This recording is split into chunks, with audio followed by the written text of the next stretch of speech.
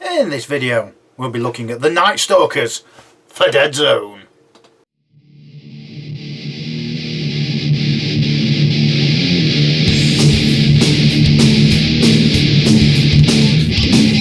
On the face of it, the Nightstalkers seem to be like demons.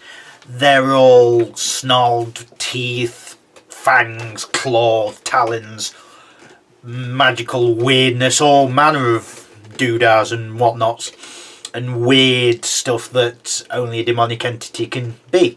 However, on closer inspection and looking in the background and the like, the Nightstalkers are more similar to Cthulhian based things in how they look, how they act, and so on and so forth. Some of them are suggested to come from other beings such as dwarves, elves, ogres and the like. Some come from emotions such as the fiends from envy and rage and the like, and all that sort of thing. They came into the Warpath universe because the Maison Labs, surprise surprise, were tinkering in things they had no knowledge of at all. The Nightstalkers do have a very Doom 2016 feel about them, in the sense that Maison Labs were trying to do something that they really shouldn't have done, and then things came out that really they didn't want to come out. The Nightstalkers increased their presence by sending a message into people's minds that that is really hard to get rid of, and if they keep focusing on this voice and this message and what they've remembered about the Nightstalkers, then a tear in reality can come where they are, and the Nightstalkers can pour through doing the same again, which you could say any survivors that get taken to medical facilities off on a different planet or a different part of the planet could spread the Nightstalker invasion, which how would you solve a problem like that unless you destroy a whole planet? It's not even as simple as that, because if the message ever gets out onto another planet, then you've got to do something about that other planet as well. So you can't keep destroying planets. It's not feasible. So, firstly, the leaders, starting with the Banshee. It's been a while since I've done these videos, so bear with. 24 points, speed 2-3, range of 4, fight of 5, survive 4, no armour, 2 health, size 1, 25mm base. It's got elusive 2, which you get 2 extra dice for survival against shooting, which is nice. Flight, recon 4+, tactician 1, and the splat is resonant chorus. The active model may use the Banshee's psychic scream weapon during the current activation. Use range 6+ if the model has no range stat in its profile. So it's kind of like the Blight's one from the Nameless, except the psychic scream doesn't set things on fire, it suppresses things. It's also got a bit more range on it, but it's more for suppression, which for these is a better option. The Psychic Scream is range 4 Psychic Suppression, so you don't actually need line of sight for it. So you could send a cheap troop, use this Resonant Chorus, get the Psychic Scream off to get some suppression going, which for this faction, like I just said, is pretty decent. Elusive 2 is pretty good. Shooting on 4s and surviving on 4s with 2 extra dice for shooting isn't bad. Flight gets her moving about however you want. Speed of 2-3, she's pretty nippy. Recon of 4 means you've got more chance of getting to go first or second if you want to. The only real downside is that it's got no real close combat weapon, well, Size hasn't got any, and it's got Tactician 1, and its range weapon is short, but it's got Psychic Suppression, so it's going to be short. It's not a bad leader. Next, we have the Horror. 26 points, speed 1-2, range of 4, fight of 5, survive 4, No armour, 2 health, size 1, 25mm base. The Banshee is worth 2 victory points. The Horror is worth 2 as well. It's got Elusive, Recon 5+, Tactician 1, and its splat is Focused Essence. The active model gains Frenzy 1, Wait to Fire 1, and Prey on all their weapon profiles until the end of the round. Right, okay. Does that include close combat weapons? Hang on about Frenzy, Wait. Yeah, so if you hit things in close combat, even if you die, you put Prey on something. Oh, that's nasty. That's nasty. Shooty thing is range 5, rapid fire. That's all it is. Shoots on 4s. It's kind of like the Banshee, except not as quick, not as mobile. Doesn't have as much elusive, and the splat's still nice though. The recon isn't as good either, but the splat's still nice actually. I don't know which one I'd prefer now, but let's keep going with the next one. Next one is the Shade. Speed 1, 2, range of 5, fight of 4, survive 4, no armour, 2 health, size 1, 25mm base, 32 points. 3 victory points. Speed, yeah, I've done all the stats. Elusive 2, jump pack, recon 5+, scout, stealthy, tactician 2, shadow in the night. The active model, size 1 or 2 only, may use the keyword teleport during the current activation. So you get some teleportations going off. Nice. Yeah, that could get you. That could really help. It's got a jump pack, hasn't got teleport itself, which is a shame. But hey ho. It's got Cosmic Fire, which is range 3, it burns, and Razor Talons, which is Frenzy 2, close combat. At least it's got some sort of close combat weapon. At least it's got that. But it's meant to just move around and maybe set things on fire. I mean, range 3 with a flame weapon is pretty decent. Most it burns weapons are range 2, so that's a bit better. It's got Scout, so you've got a bit of movement before the game begins. You've also got Stealthy and Elusive too, so you can just stand there in the open, get shot at with 2 extra survive dice. So yeah, it's not going to be easy to put down. Its splat is pretty decent, and with Tactician 2, you've got a reasonable chance of getting at least 1 or 2 of these off. See, the leader can do things, but it's not there to actually actively participate in things. It's actively there to let the tactician and the splat do its work for it, which it seems to be the case with the leaders. The leaders have not bad stats at all. It's just they're not really there to get in there. They're meant to hold back and let their minions do the work for them. However, we have one more to look at. The Butcher Flesh Ripper. Speed 1, 2, range of 5, fight of 4, survive 4, no armour, 4 health, size 3, 50mm base, 34 points, and 3 victory points. Recon 6+, Tactician 1, tough, Blood Feast. The active model has the keywords life support and medic until the end of the round. So you've got some healing going off, which for some models this is going to be really useful. For some of them it's really not. For example, the Scarecrows and the Spectres, not at all, considering they've only got 1 health. For the Butchers, actually, it's not a bad idea, considering they've got tough, and Ravagers have also got tough, so that's not necessarily a bad idea to go on them either. Needlefangs, actually, maybe on the Needlefangs, they've got Cloaking Device and Speed 2, 3, so putting that on them, that's not necessarily a bad idea. That's not necessarily a bad idea at all.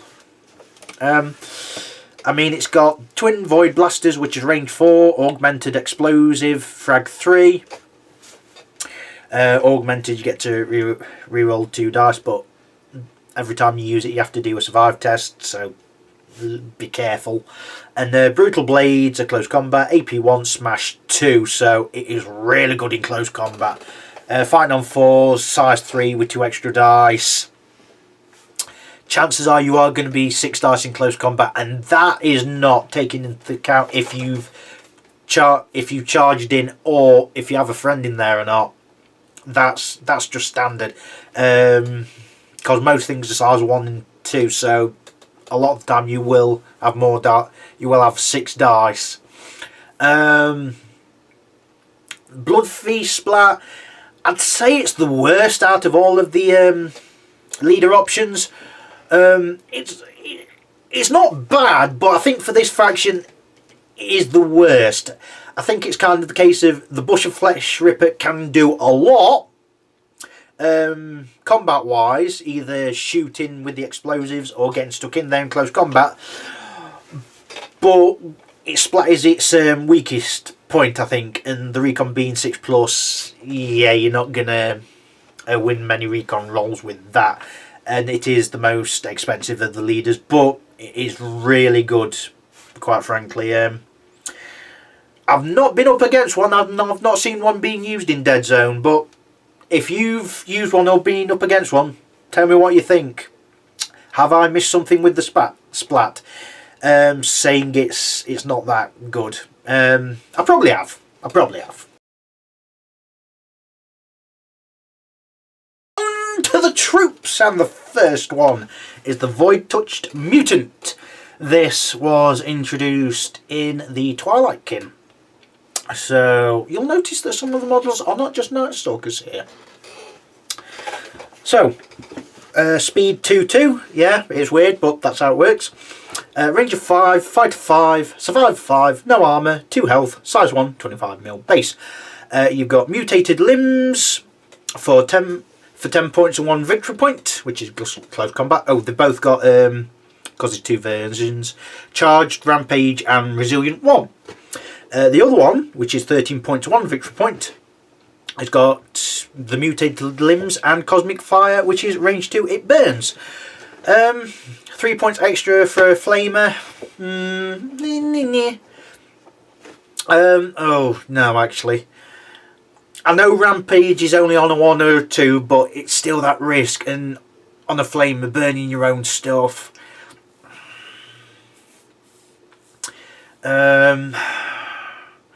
To be honest, all the cheap close combat troops you can get for all the factions, this is not a good one. This is not really a good one. Maybe I'm missing something, but it's got charged, which is fine, gets you faster and a bit of frenzy, fine. Resilient 1, reroll a survive dice, great I suppose, but the close combat's meh. And the cosmic fire is a flamer. I'm not seeing the point of that, to be honest. I don't know. I don't know on that. Next are the Needle Fangs. Speed 2/3, fight 5, survive 6, no range stat, no armour, 3 health, size 2, 40mm base, and 15 points, 1 victory point. Agile Beast, Cloaking Device, Elusive 1. It's got Razor Talons, which are close combat for Frenzy 1. Cloaking Device does... this device disrupts the visual appearance of troops. All models in the cube or adjacent to a cube containing a model with the cloaking device will suffer -1 dice modifier for targeting them with a shoot action. No additional effects will be gained from smoke or additional cloaking devices. Models benefiting from a cloaking device may also be subject to a clear shot modifier for a total of +1. So it's kind of like pseudo smoke in a way, but considering these are troops, you can have a lot of these to defend your leaders, your specialists, and your support options. So, you've got options there. Stats wise, they're not great, but they're there for the cloaking device, really. 15 points is expensive, but that cloaking device, I have played against them, and that cloaking device has really, really helped. I wouldn't spend too many points on. I'd maybe take 2 at most, because it effectively has a 8 cube rate. It has a 1 cube radius because it's the cube it's in and every cube around it. It's not going to be bad on objectives, actually. It's going to really help on that. Yeah, if you're playing objective games, it's going to really help on that. Next we have the Scarecrow. Speed 1-2, no range stat, 5-5, survive 6, no armour, 1 health, size 1, 25mm base. It's got elusive 1, so you get an extra survive dice, so you get 4 at shooting, against shooting should I say. So for 7 points, no victory points, you get basic 1 with claws, which is close combat augmented. And a specialist for 10 points and 0 victory points is a Dread Scythe, which is close combat, AP1, augmented and smash. I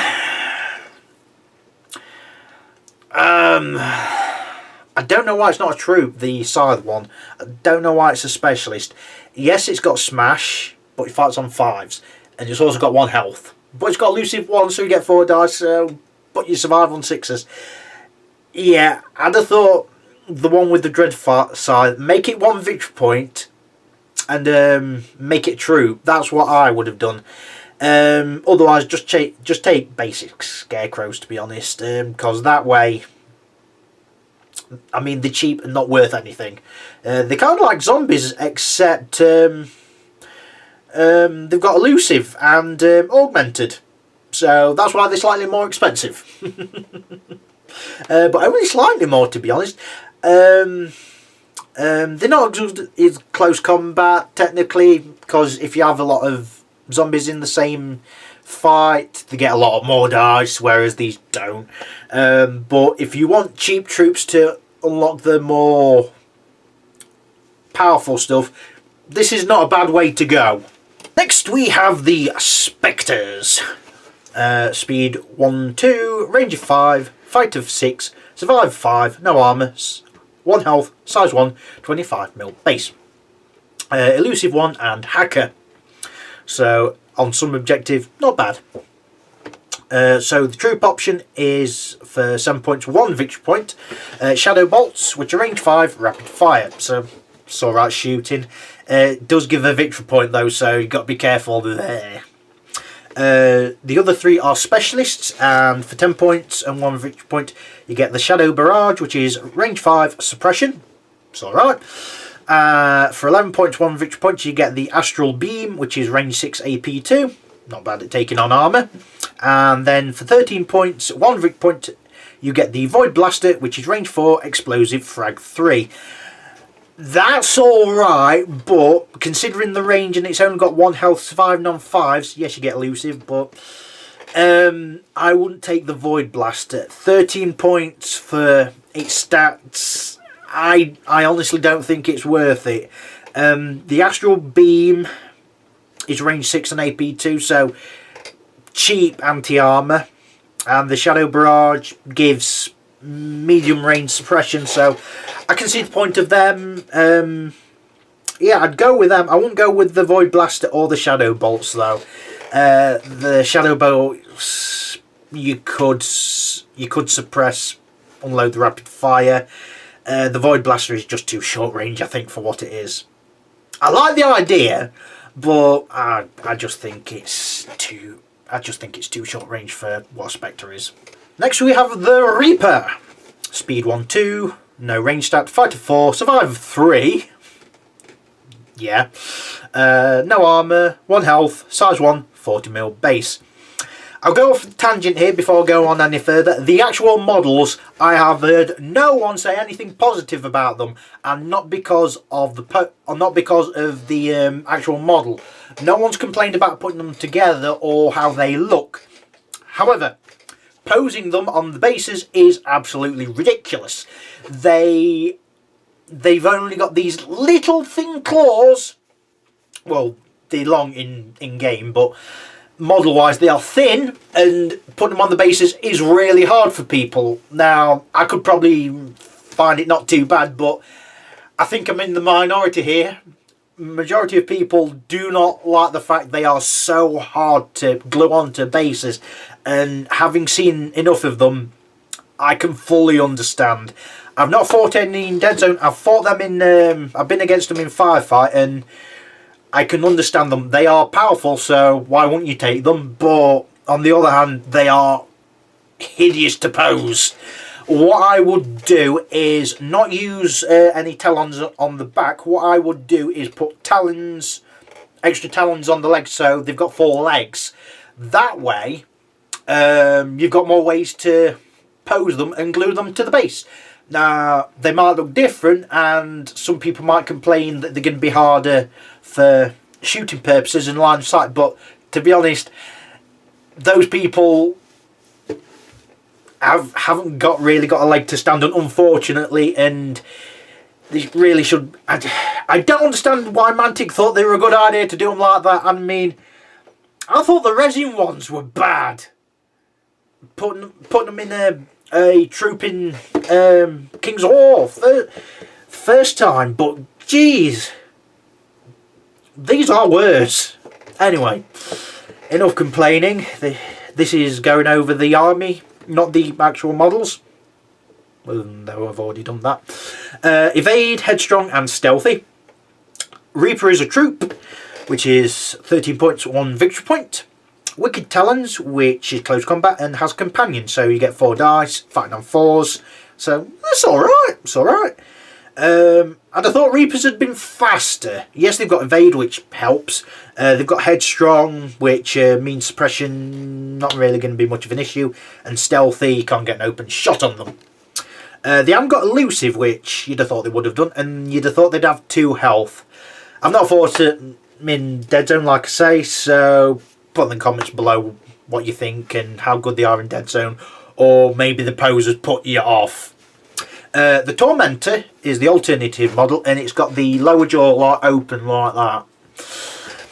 It's 18 points, 1 victory point, and it's a specialist. So it's only got a close combat weapon. It's AP 1, Companion Frenzy 2. That's a tad expensive. Considering a Reaper's 5 points less, and the only thing you're losing is the AP 1 and the Frenzy 2. Losing the AP 1... depends on what you're up against, to be honest. The Frenzy 2 is negligible, to be honest. I can't say the word. But they've both got companion, and that's the main thing for them. I'd just go with basic Reapers if you want to take them. That's just me. Next we have the Butcher. Speed 1, 2, no range stat, fight 4, survive 5, no armour, 3 health, size 2, 40mm base. It's got tough, which is nice, considering it's got no armour and only 3 health. 20 points for the troop version, 2 points. Dread Blades, which is close combat, Frenzy 1, Smash, which it gets 4 dice. Considering its size 2, a fair bit of the time you're going to get an extra dice, and it fights on 4s, and you've got Frenzy 1, so it's not bad. And being only 20 points, you're going to get a fair few in. And because it's a troop, you could just take a whole faction of Butchers if you wanted. Why not? The Specialist version is 23 points, 2 victory points. Comes with a Dread Hammer. Only close combat, AP 1, Smash 2. Now, unlike the Reaper versus Tormentor thing, I can see the point of taking these. Having 2 extra dice and losing Frenzy, but gaining AP 1 is worth the extra 3 points. Getting 5 dice in close combat on 4s with Tough and AP 1, yeah, that's pretty decent. And if you've got 3D printer, you can print these upgrades off. So just get a box of Butchers from King's War, print off some 40mm bases, and print off 3 hammers. So you've got 3 with hammers. Actually, no. You'd have 2 with hammers, 2 as Butchers, and 2 as Ravagers. That's what you could do. That's what you could do. But if you're trying to save the points, Butchers are still not bad. Butchers are still not bad. Next we have the Ravager. Speed 1, 2, range 5, fight to 5, survive 5, no armour, 3 health, size 2, 40mm base. So the troop version is 21 points, 2 points.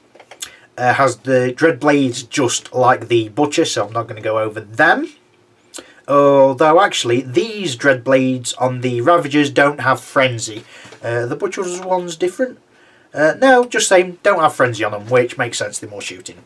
But the troop version of the Ravager has the Void Blaster, which is range 4, explosive frag 3, which is a bit short range, but you've got tough, and yeah, why not?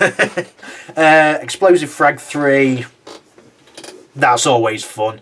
It's only 21 points, and you could just have a whole army of these for your troops, just blasting things all over the place. Why not?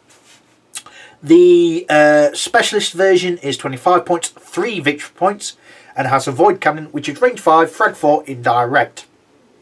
So, sort of like a personal mortar team, but smaller base, and you could have more of them effectively, and they're harder to take down.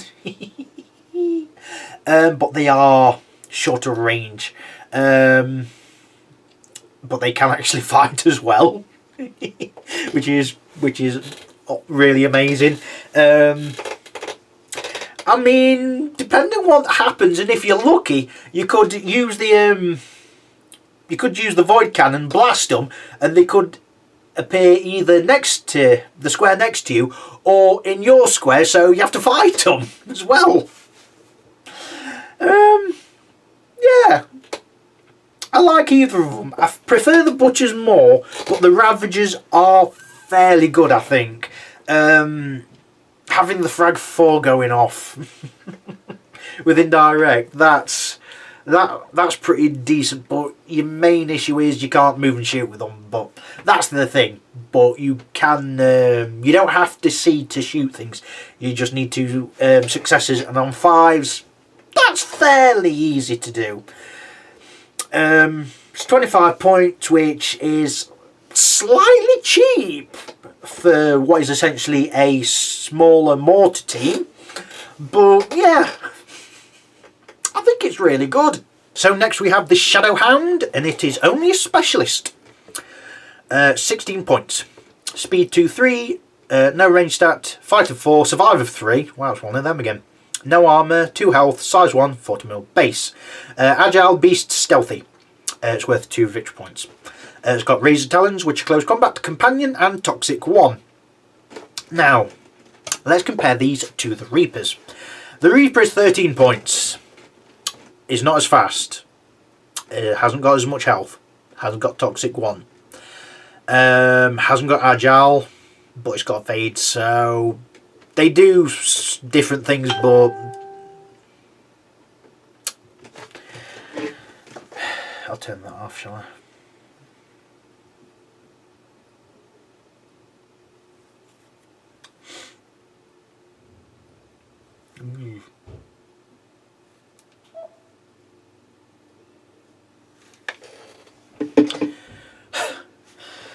Next we have the Shadow Hounds. They're only specialist, 16 points. Speed 2, 3, no range stat, fight 4, survive of 3, again. No armour, 2 health, size 1, 40mm base. Agile, beast, stealthy. It's worth 2 victory points. Razor Talons, which are close combat, no AP, companion, toxic 1. Compare these to the Reapers, if you will. So, the Reapers aren't as fast. They have got less health. The Reaper has Evade, but the Shadow Hound has Agile.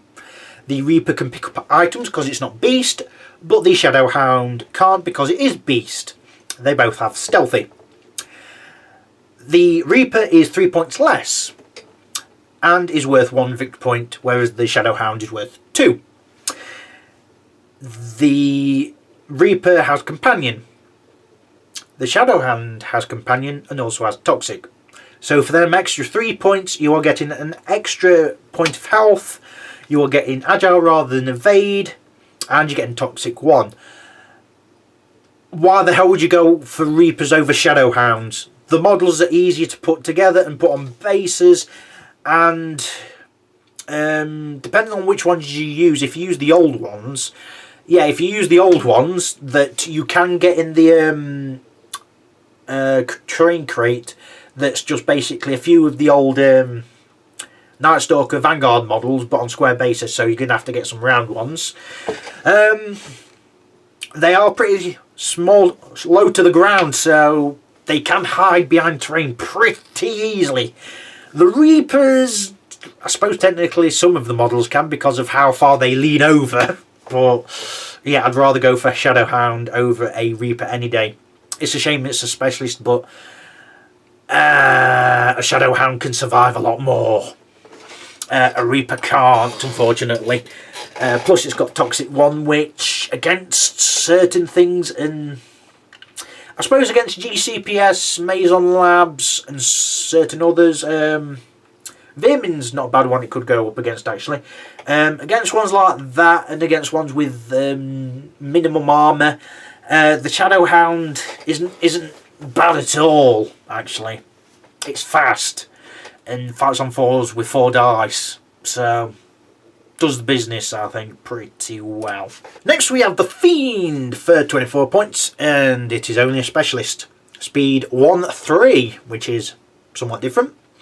No range stat, fight 4, survive 4, no armour, 3 health, size 3, wow, 60 mil base, and it's a specialist. 2 victory points. It comes with 2 close combat weapons, either the Wicked Talons, which are Companion Frenzy 1, and the Ravenous Maw, which is AP 1, Companion Toxic 1. Why would you... I suppose the Wicked Talons gives you Frenzy 1, but why would you bother with it? Just use the Ravenous Maw. It gives you AP and Toxic 1.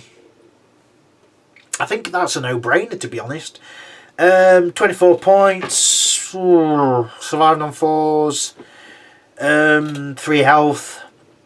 I suppose the one thing that stands out to me is it's got Stealthy, which helps a lot, and it's got Solid, which means it's not going to get suppressed. It is on a 60 mil base, which... sheesh, that is going to get you some attention. And the models are not that small, but 60 mil bases, I feel like that's a bit big, but that's how Deadzone works. It's either 25, 40 or 60, so 40s are a bit small for them, so yeah, I can see why it is a 60, but it's a shame they've not introduced 50s, but would that mean Mantic could make some models go on to 50 mil bases? Maybe, so I think you're just going to have to take with the rough with the smooth and just take it the ROM 60s. They're not bad in close combat. They're fairly fast, but shows a Shadowhound, to be honest. The only thing it's got over a Shadowhound is that it's got more health, and it's got Solid, and it's bigger. Oh, it's also got Stealthy, I suppose. Has a Shadowhound got Stealthy? Oh no, Shadowhound's got Stealthy as well. Yeah, a Shadowhound's got Stealthy as well. Yeah, so I'd probably take a Shadowhound, to be honest. It's got less health and it's not as big, but it's not as big as base as well either, so it's not going to get shot as easily. That's what I'd do. I'd just take a Shadowhound because it's 8 points less, which, yeah, that's going to matter. Next we have the Luctus Void Ray. It's only a specialist, 24 points, 2 victory points. Speed 2-3, range of 5, fight 5, survive 4, no armour, 2 health, size 2, 40 mil base. Bike, elusive 1, evade and flight. So it's kind of like the Enforcer jet bike in that sense. It comes with the Void Blaster, which is range for Explosive Frag 3, which I'm pretty sure the Ravagers have got. And also got the Stinger Tail, which is close combat, AP2 dismantle, so not bad on constructs and the like. Considering how fast it is, considering it's got evade and flight, that Void Blaster is really good on these. The Stinger Tail having AP2 isn't bad at all. But the fact it survives on 4s with elusive 1, that matters. That matters a lot. It does a lot actually, and for 24 points I think it's pretty decent. You'd probably use it for the Void Blaster, which Actually, if you take these with Void Blasters, probably not... yeah, the Ravager with Void Blaster is 4 points less. No, 3 points less, actually. But I think honestly, the Void Ray would get more use out of the Void Blaster, because you can just get it where it needs to be a lot sooner and a lot better, to be honest. So that I'd use these if you want the frag, if you want the explosive frag. If you want the indirect, then you're just gonna have to go with a Ravager, and in some cases that's better. But some cases you want the explosive to go off in the same turn, and who would blame you? Next we have the Mind Screech. Speed 2-3, range 4, fight of 6, survive 5, no armour, 4 health, size 3, 60mm base. So you've got two variants. As I kick something over. Next we have the Mind Screech. Speed 1-2, range of 4, fight of 6, survive 5, no armour, 4 health, size 3, 60mm base. You've got the Mind Screech, which is a specialist, 28.3 victory points. It's got Psychic Maelstrom, which is range 4 Psychic Suppression. Oh, it's got 3 energy shields and Hacker. It's also got the Astral Lance, which is range 4 AP2 Psychic, so you've got something to suppress and something against armour. Nice. Or you've got the Plein Air Apparition, which is 28 points, 3 victory points. It's got Psychic Maelstrom, like the Mind Screech. It's also got Life Siphon, which is range 4 Life Drain Psychic, so you're stealing health and either giving it to yourself or someone else. So why not? And Exhausting Tentacles, which are close combat AP2 Frenzy 1 Life Drain, so draining energy from enemies, from health from enemies, giving it to you or someone nearby. Nice. The Mind Screech then, it's got suppression and anti-armour at range, or you've got the Plein Air Apparition, which has got suppression and healing and a bit close combat, but fights on 6s. They both have their uses in that they can either suppress things and, well, they've got 3 energy shields, so they ain't gonna be that easy to take down. They've got 4 health, size 3, so yeah, they're fairly durable. But if you get in close combat with them, they ain't going to last that long. Even the Plein Air Apparition. You've got Frenzy 1, Life Drain and AP2, but you're fighting on 6s. Yeah, good luck to you. Good luck to you. So on to the support, starting with the Dread Ravager. Speed 1-2, range of 4, fight of 6, survive 4, no armour, 3 health, size 3, 60mm base. Elusive 1, tough and solid. You've got 2 options. You've got the Heavy Void Cannon, which is 30 points, 3 victory points. In fact, both options are. The Heavy Void Cannon is range 5, frag 4, indirect, toxic 1.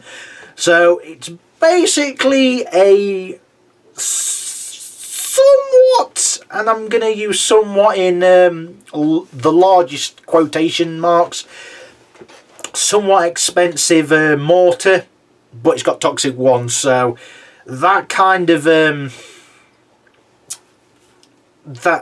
and it's also, yeah, it's also short range, but it has got toxic 1, so I can understand why.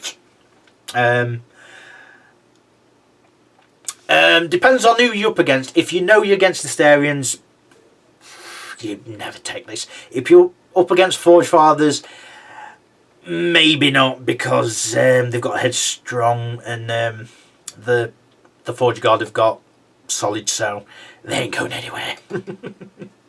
But against certain factions, against GCPS and Maison Labs, for example, and Rebs, these are pretty decent to take against them, to be honest. You've also got the Null Cannon, which is the other option. Range 6, AP 3, Dismantle and Heavy. You can't move and shoot with it, and it's only range 6, which is its big downside. AP for range is probably the biggest weakness with this faction, although there's some with AP 1 and 2. For taking down like armour of striders and the like, you haven't got much for ranged options, have you, really? This is probably your biggest, and you can't move and shoot with it. But you've got dismantles, so, you know, against striders, it's kind of the point, because it's clear what these to go up against. You've got dismantle, so against constructs, you get an extra dice, and AP3, you ignore pretty much the whole armour. The only ones you don't ignore armour on is the, I think it's the Iron Ancestor and the Matsudan Walker thing. I'll go into it when I go over their faction. But if you're going against Asterians, or if you know your opponent's got a big walker, maybe take it. But against most things, I'd go for the heavy void cannon in most instances, but it is short range. I mean, hang on, wait a minute. The Ravager with the void, with the basic void cannon, it hasn't got toxic, hasn't got survive on it, it's got as much health. I'd probably take a Ravager, actually. You're saving 5 points, and you're not as big, which in this case is not a bad thing, and you can fight in close combat somewhat. So I can see the Dread Ravager working. I can see the point of it, but the normal Ravager just works so much better, quite honestly, than the Null Cannon, if you want to go down that route. Finally, for the sport, we have the Cavern Dweller, which is actually a Northern Alliance model. Yeah. Speed 1-2, no range stat, fight of 3, survival of 5, no armour, 4 health, size 4, 60mm base. Beast, elusive 1 and tough. So it's got tough and 4 dice when you shoot at it. It's got Razor Claws, which close combat. AP2, dismantle, knockback, smash 1. So you're getting 4 dice in close combat fighting on 3s. 35.3 victory points. It's like a cheaper version of the Aberration, but better. Well, is it better? It's not got as much health. It hasn't got armour. It hasn't got frenzy. Yeah, okay. It's got a bit of trade-off, I suppose, but it's as nasty as a Aberration. Yeah, if you want your big Aberration type thing, this is the way to go. And there's so many ways you can combo with it. You could take the shade and have the teleport going off. And that'd make it so much worse. And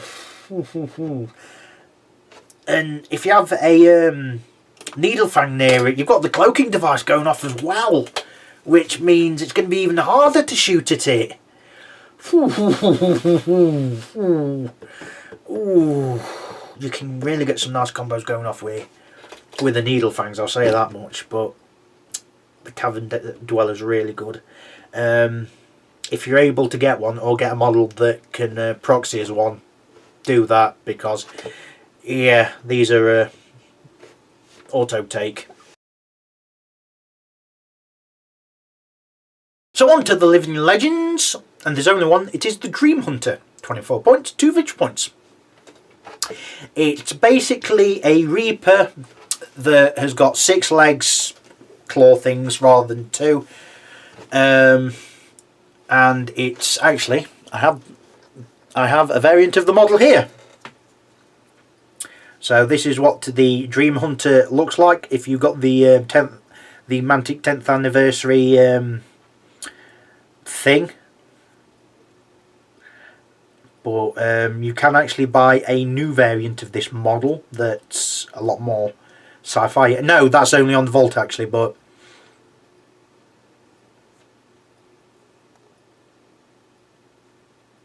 yeah. I've kept this model because the diorama, that's the word, the diorama is really nice. So, speed 1, 2, no range stat, fighter for 3, survive 5, no armour, 3 health, size 2, 40mm base. I can understand that actually. Elusive 2, evade, stealthy and teleport. Not bad. It's got life, void talons, which is close combat, augmented, life drain. It's got no AP or frenzy or companion, which, yeah, I can understand with that, to be honest. It's got no back talons, which, yeah, alright, fine. It's got elusive 2, so you get 2 extra dice, and it's got stealthy. And it's got teleport. It might not have any frenzy or any AP, but it's fighting on 3s. And it's got augment, which you could make work, and you've got life drain, which can heal people somewhat. So I wouldn't say it's an auto include, but it's one that it can work pretty dang well, I think. So the equipment, you've got ammo. You can have AP ammo, and you can only have up to 2 of these in your faction. In your force, 6 points. Adrenaline shot, which you can only have 2 of these, 5 points. Ammo, which you can have as many as you want, 2 points each. Energy shields 2, and you can only have 1 of these, which is 4 points. Energy shield 3, and you can only have 1 of these, 8 points. And stimulant shot 1 use, and you can have as many of these as you want, 3 points. On the face of it, the Nightstalkers and the Nameless seem kind of similar. They've got a lot of gribbly stuff with a lot of talons, and they seem pretty good in close combat. However, that's just it. There's so many differences. In fact, the Nameless have a lot of prey. The Nameless also have a lot better shooting capabilities. The Nameless also have the biggest model currently in the range, that is the Goliath. They also are actually a lot faster, generally speaking. There are fast models in the Nightstalkers, but the Nameless are faster. But the Nightstalkers are, generally speaking, better in close combat. They have elusive rather than stealthy, although there's a fair few that have stealthy. The Nightstalkers are not, I have to say, a beginner faction. They are a faction you need to be able to understand how Deadzone works in order to make them work. That's not to say a beginner couldn't pick these up and make them work. I think they could, but considering what they do and how they work and how many models have got only 1 health, it's not going to be an easy game for beginners, I do not think. There are ways around. They've got a lot of ways around things, such as the needle fangs giving the cloaking device, so gives a lot more durability, less dice against them for shooting. A lot of them have got the elusive thing, so you get an extra dice when they're being shot at as well. Generally, they're not expensive model-wise. I mean, the leaders go from average points cost to being fairly expensive, but that's just the case for most factions. For a lot of these, most of them aren't that expensive.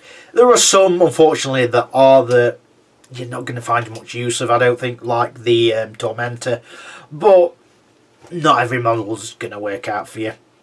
The Nightstalkers are a faction that you need to worry your enemy and play fear tactics. Are you going to rush in, or are you going to hang back? You kind of need to mess with your enemy's mind somewhat, and the Nightstalkers have got tools to do this. Like I say, the needle fangs with the cloaking devices can really, really annoy and worry your opponent. You've got the Ravagers, with the fact that you've got explosives in mini mortars. You've got the Butchers that are troops and are tough.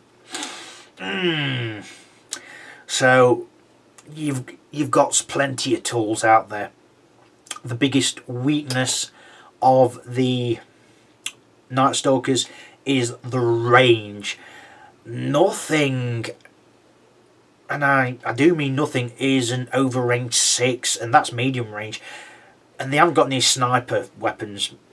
Obviously these are not going to be any snipers at all, which would be funny, I have to admit. But yeah, short range shooting, and it's average shooting at best. Nothing shoots that well. Well, shooting on 5.6, it's average. I'll say it's average. It's not that they can't shoot. It's just if they are going to shoot, you got to make it work. Some of the forces you shoot, and it's no real downside when they shoot. These you got to make it work a bit more, I think, shooting wise. But in close combat, they can be really, really deadly. And depending on the leader, you can build your force around that leader and make the force how you want a lot more. Whatever that means. Anyway, thank you for watching. Goodbye for now.